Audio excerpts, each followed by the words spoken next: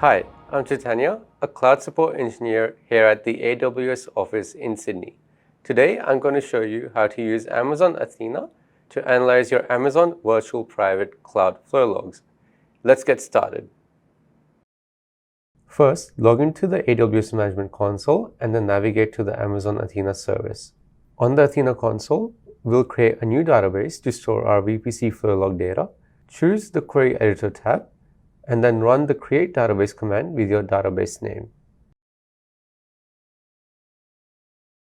Make sure to create a database in the same AWS region as the Amazon S3 bucket where you store your VPC flow logs.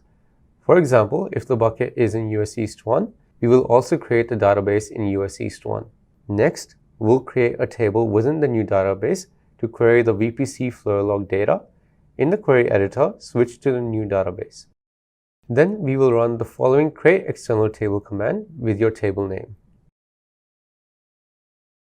This command defines the column structure for the VPC flow logs, specifies the log file format, and sets up partition projection to automatically add new daily partitions when new logs arrive.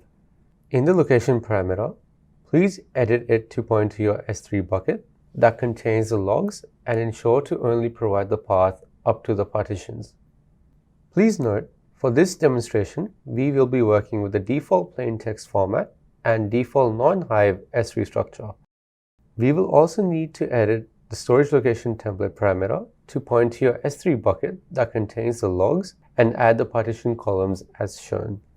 Next, we will edit the projection day range parameter to include the time range for the logs that you want to analyze. For example, to view logs starting from 1st of January 2025 until now, you'll include the range as projection day range equals 2025-01-01. Now that the table is created, you can start running SQL queries against it to analyze the flow log data. Here are some example queries that you can run. You can use this sample query to view the first 100 log entries for a specific date range. You can use this sample query to find the top 10 HTTPS destinations by packet count. You can use this sample query to filter by source IP address. So now you know how to use Amazon Athena to analyze your VPC flow logs. Thanks for watching, and happy cloud computing from all of us here at AWS.